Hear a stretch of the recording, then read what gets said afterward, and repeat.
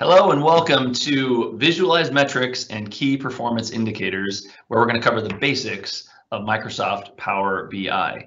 My name is Nathan Austin. I'll be presenting today, and Stephanie Kingsley is producing. We also have Gerald, our CTO, on just in case, because if there's some complicated questions that come up, he's got a little more knowledge technically around Power BI than I do. So we've got him behind the scenes as well. So welcome, Gerald, and thank you, Stephanie, for your help.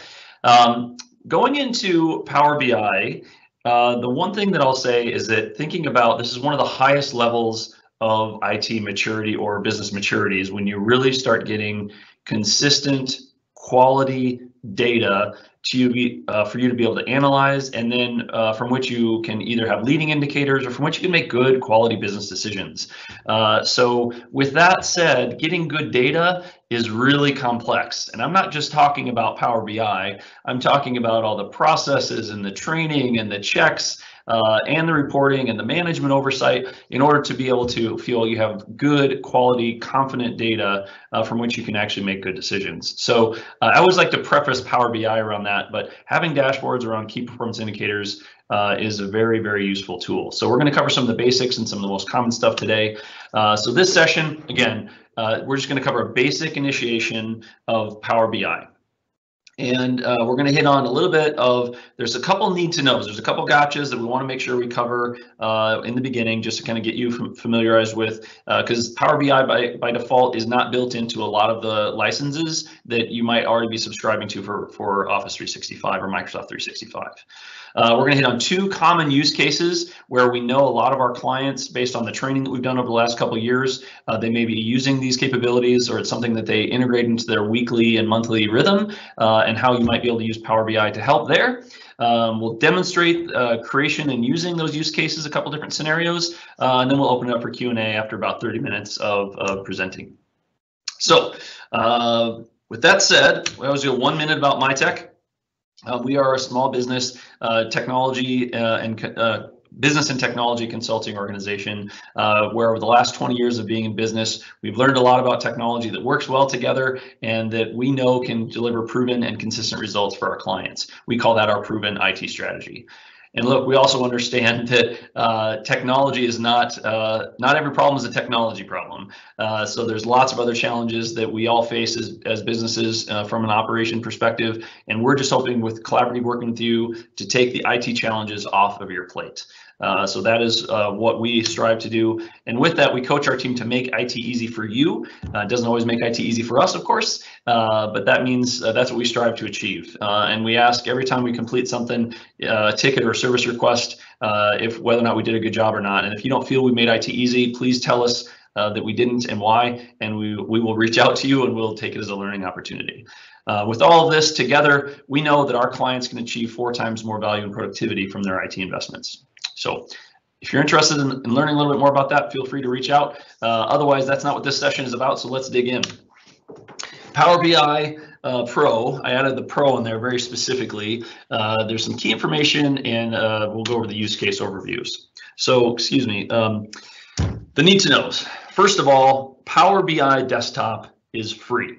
I'll show you where to get that and how to download it. You can go to the Microsoft Store, but also show you a quick spot inside of Power BI if you were in office.com portal to be able to download it as well. Now, if you want to be able to share any of those Power BI, like say you use the Power BI Desktop and you actually want to share the dashboards, or you want to have other people view it or collaborate with you on like a Power BI dashboard and a workspace, the Power BI Pro license is required.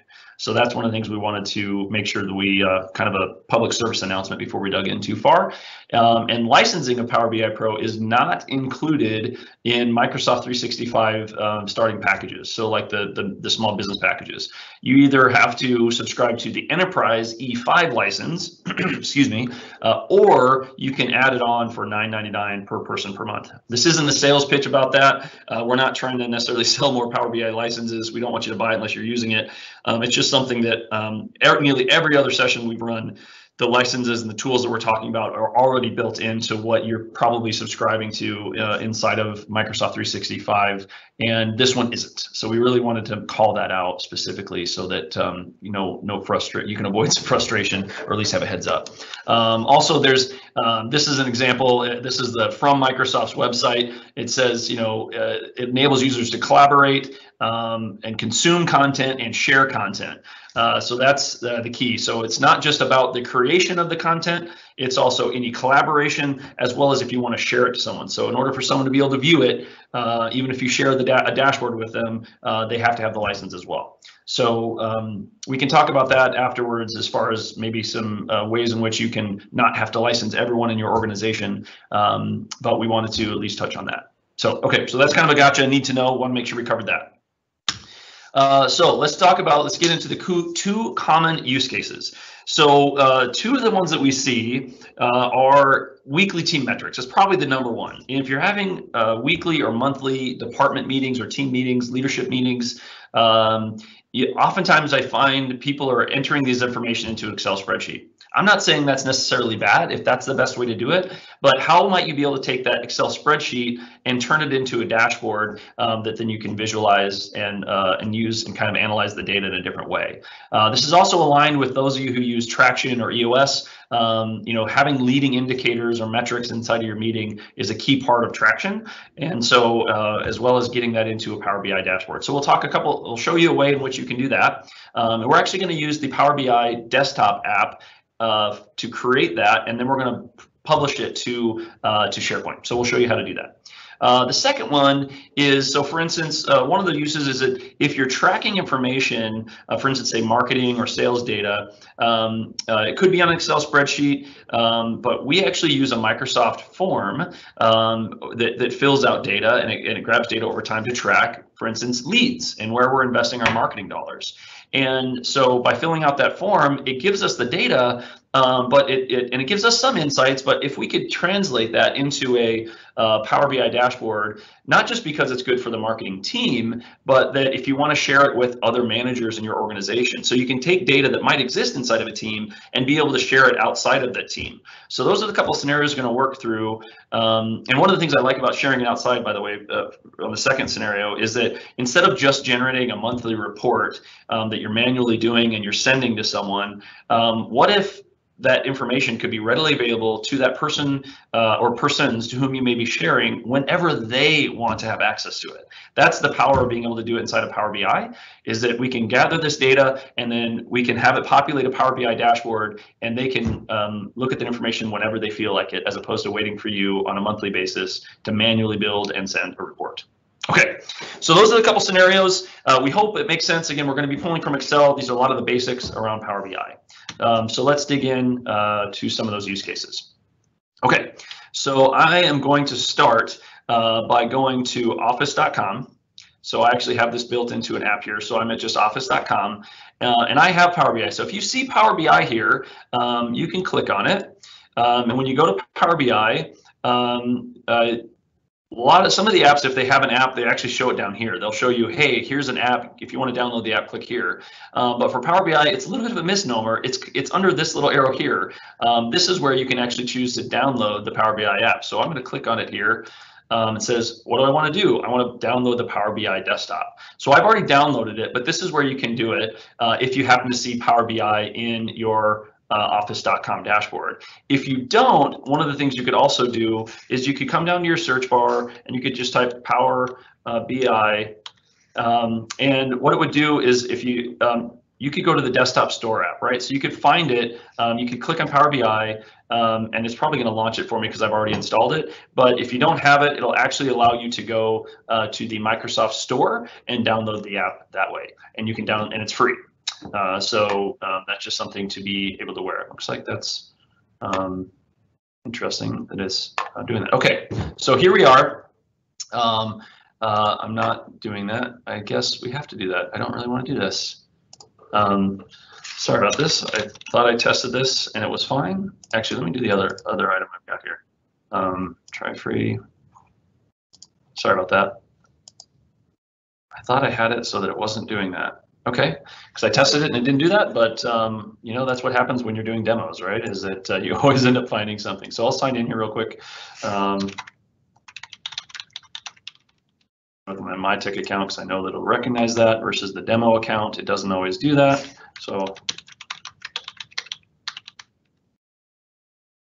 now I'm realizing that I might want to sign in the demo account. I'm sorry about that, because it'll want me to connect to the demo account. There we go.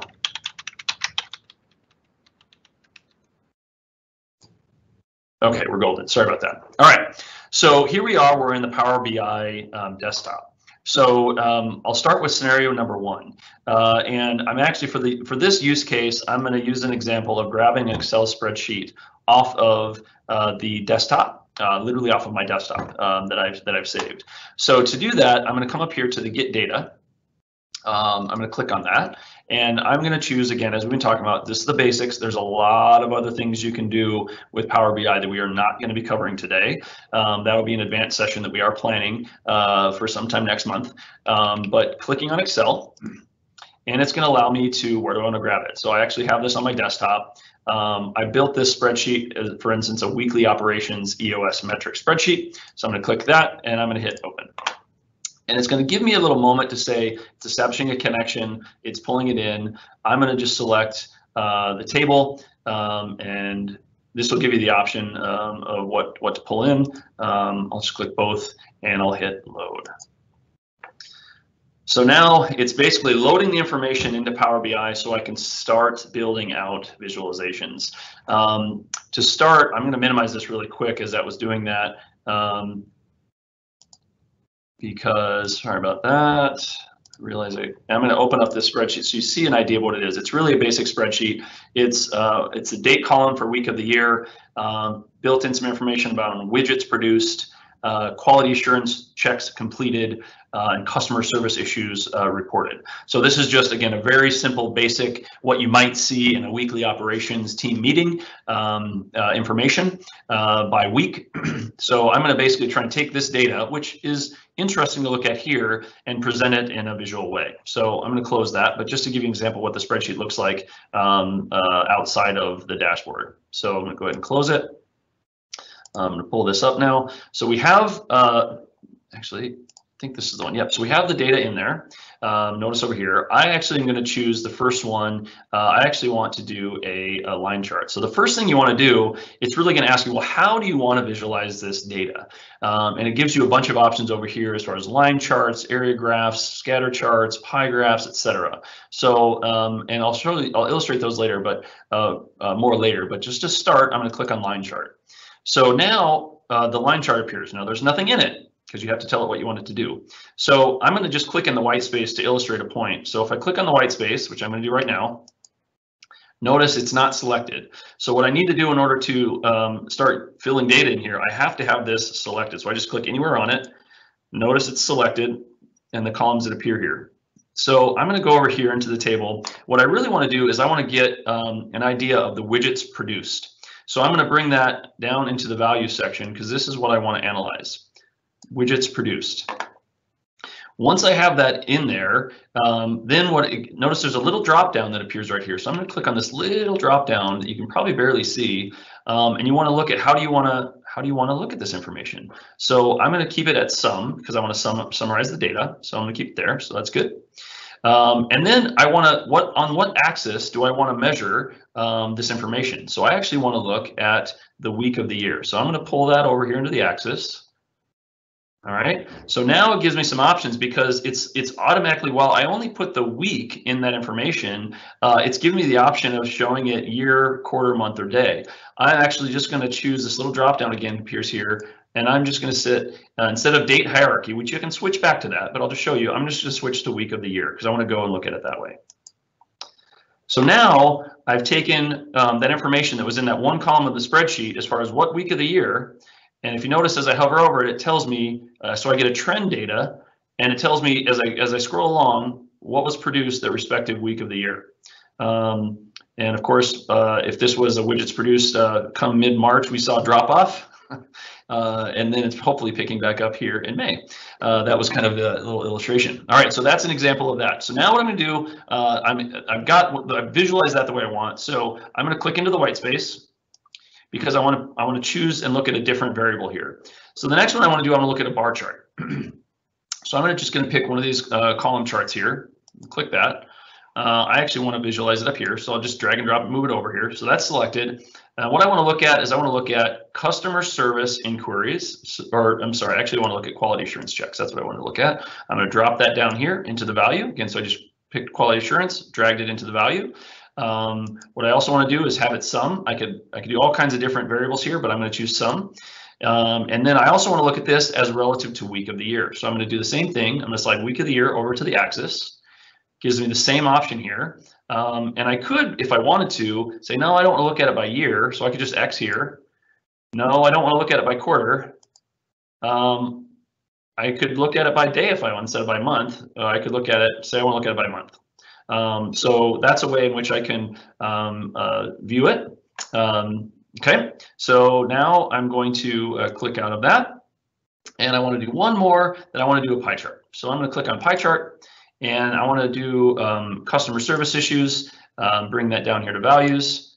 Again, I'm going to click here, keep it on sum. That's what it defaults to. Then I want to go also compare it against week of the year. So I'm going to pull that in, gives me the same option. I'm just going to hit this drop down and bring it down to week of the year as well.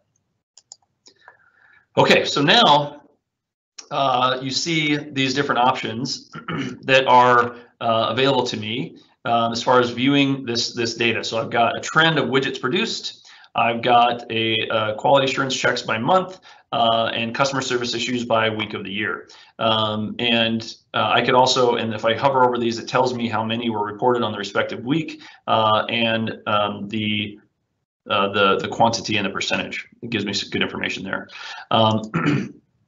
All right, so that is one of the things I wanted to show you here as far as that goes. Now, one of the things I want to go back to is I want to change this back to date hierarchy because I think there's some cool stuff that you see here because it's going to give me, instead of choosing which one I want here, by choosing date hierarchy, it gives me a different view and it pops up these other options up here at the top. So if I want to go down, this allows me to go from year, go down to quarter, go down to month, or go down to week.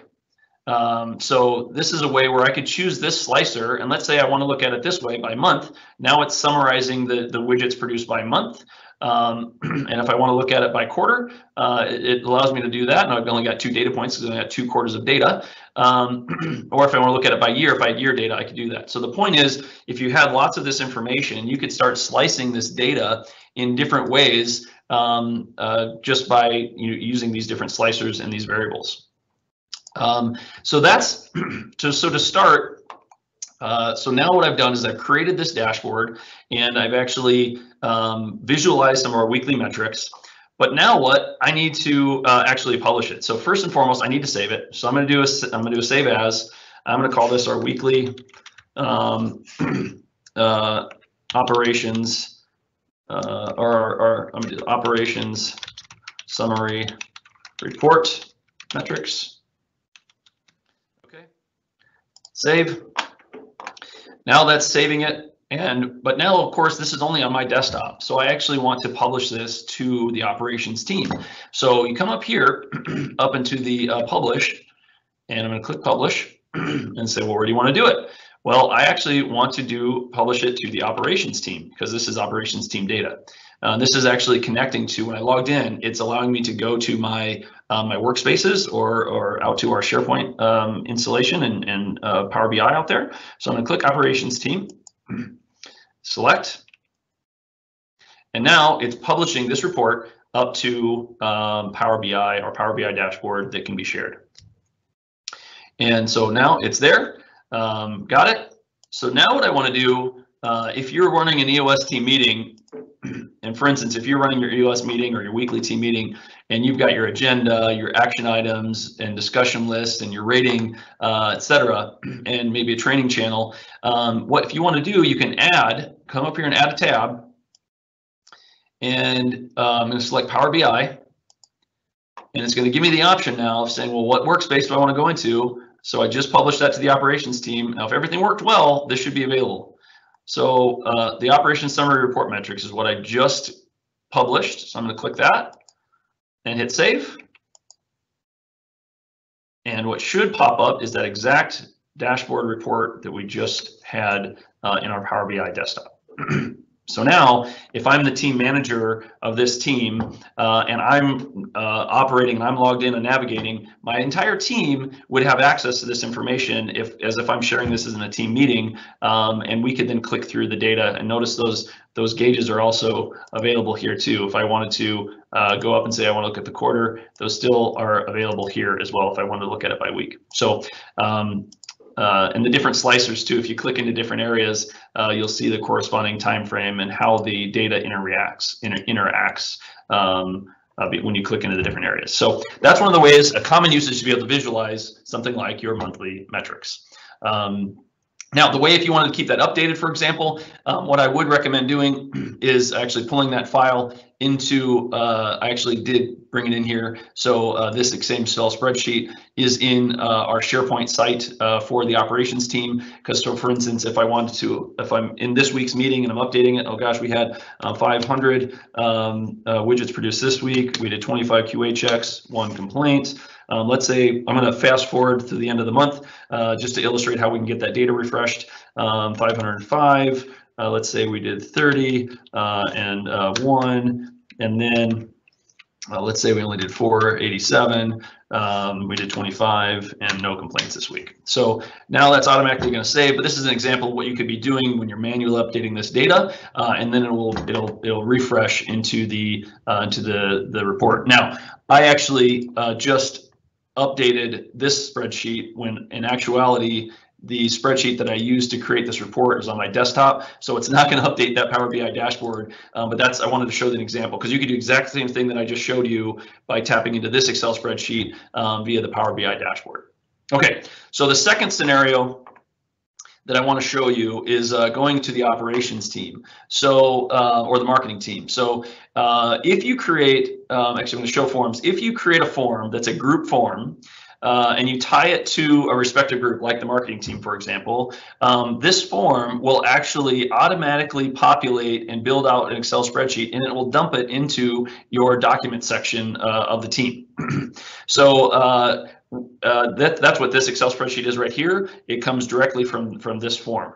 All right. Now, for the sake of having a lot of data versus very little data, I actually am using a different form that is from actually Mytech's form that we've used. So I'm going to pull this up as an example because it shows a lot of data. I'm going to close it out quickly because there's a lot of information, but basically you get the idea that it goes, it gets into source of the lead, who filled out the form, which location is it part of, etc. So was it referred? So I'm not going to dig into that, but this has got a lot of data in it over the last couple of years of information. So what I do want to do is I'm going to pull up. I've already pulled this into Power BI. So I'll go down into my workspace, and I want to choose the lead generation tracking data set. And this is actually where we built out different. Here we go. No. This is where we built out. I pulled in that data by basically going and saying get data, just like I did on here. It says get data, and I pulled that data in. So now I'm going to take it and I want to look at some different visualizations. I want to track, grab this, and I actually want to track, let's see here. I'm just going to pick something, what industry. All right. And the other thing that's interesting is now I pull this in, I actually want to I'm going to pull industry up into the axis as well. And so what you'll see is it gives me a bar chart of that. I actually want to do a pie graph. So I'm going to change this really quick because gosh, that data doesn't present very well by industry. I'm going to make this a little bigger because the way it does it, but I want to look at it by pie chart. Oh, there we go. That looks a little bit better. So you can kind of see how this data is actually presented a little bit better. These are the different industries that we have that have been filled out. And I can then look at, well, gosh, how many in construction? we've only had 13 of those, which is 6.84%. I know that's small for you on the screen, but how about architecture engineers? We've had 9. So you can start clicking into that data really easily. Or I could say, well, which one is this? Oh, that's nonprofits. Which one is this? Oh, that's manufacturing. So it allows you to click into that data really easily. So I'm going to make this a little smaller, because then the other thing I want to do is I want to look at a bar chart or a chart here by, oops, sorry. I didn't see what happened. I didn't click out of the white space. So I want to click on the white space because I want to grab a different one. So I'm going to grab a different visualization. And I actually want to grab the size. Let's see here. Let's see. One of the challenges is it doesn't name number. Here we go. This is what I wanted. Number of people. And I'm going to grab this up here, number of people. So this will allow me to look at the size of the organizations that have come through. So I can actually pull that in to the dashboard as well, so I can see the different sizes. Now, one of the other features that I really like to show quickly is the slicer. So this is something here. I'm going to click on the side here. I'm going to pull in slicer. And this allows me to then choose, well, what do I want to slice by? So I want to slice by, say, date. So now what this has done is given me an opportunity to say, it's hard, I know, I'm sorry, that's kind of small. Let's see if I can make it a little bit bigger. That's not what I wanted. I want to make this a little bit bigger. That's not helping. So the date lead is received. I basically have a slicer here. So what I can do is say, and when I put in a slicer, what it does is it basically, this applies to any data set that you've pulled into the dashboard. So I can actually say, I want to look at just shorten the range, and you notice this changed. If I bring this back, shorten the range, it's going to change this data based on the information that is within these 2 dates versus the entire date range. So that's one of the things that you can do with Slicer, because that might help you and make sense. So I could also choose a slicer over here. Sorry, I'm going to choose a slicer, and I would say, what about the, let's see, I wanted to say for which location. So that's actually one of the ones I wanted to pull in. So, because then I can say, I want to choose which, I just want to choose Colorado. Great, now it changes the Colorado. I don't want Colorado, I want to choose Minnesota. So it can do that. So that's just how you can then slice the data in different ways to slice it. So I'm going to unselect that. And then what I'm going to do is I'm going to click save report as marketing metrics. I'll just say marketing metrics. We'll just call it that, keep it simple. All right, so report has been saved. So now it is in a non-editable form, by the way. And so notice, if I want to edit the report, I got to come up here and click edit the report. Right now I'm going to go back to reading view, because I'm not trying to edit it any further. But what I do want to do is share it. So if I wanted to share it, I could come up here and click share.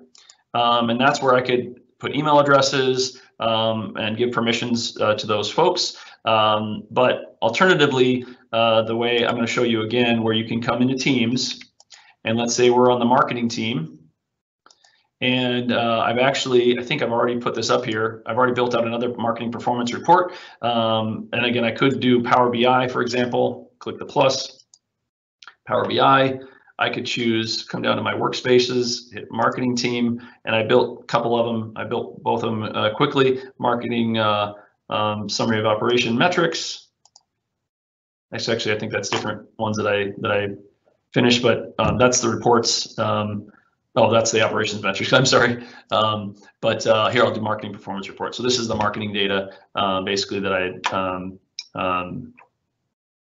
built out, although it's saved it to a different spot there. So, but that's where you can pull that in if you'd like. As far as adding that from Power BI, you could then either again, your workspaces. Here's the marketing metrics one. Sorry, it saved it to my workspace instead of marketing. So I'm gonna click marketing metrics, click save. I figured it saved it someplace else.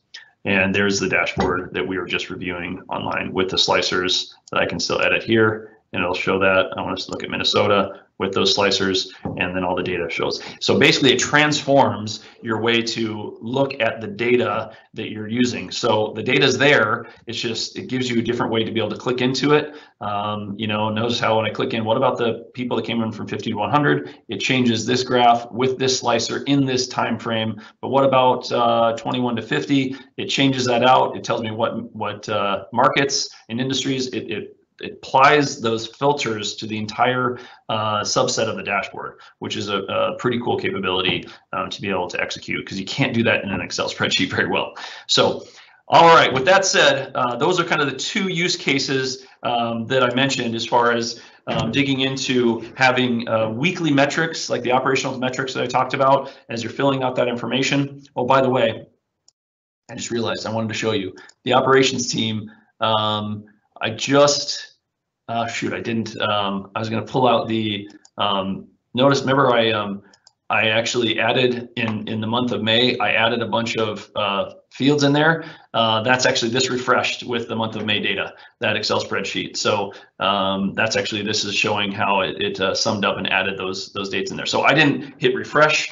But when you connect a Power BI dashboard to an Excel spreadsheet that's also in SharePoint, whenever you update the Excel spreadsheet, it does refresh. It doesn't refresh. It's not exactly instantaneous, but it does refresh. And so that's kind of a cool way of if you're connecting to an Excel spreadsheet in SharePoint and publishing in Power BI. So, all right, so those are the two scenarios. Sorry about that. I wanted to show you that.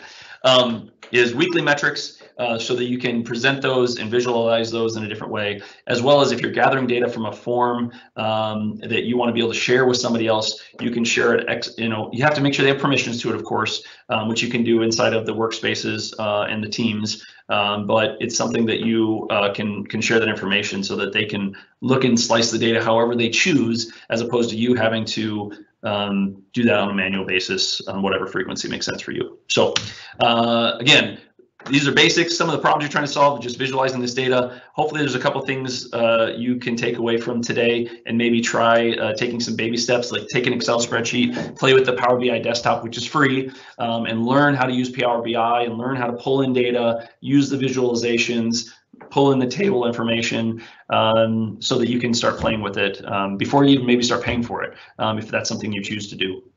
So thanks a lot for the attention today. I hope you join us for future sessions.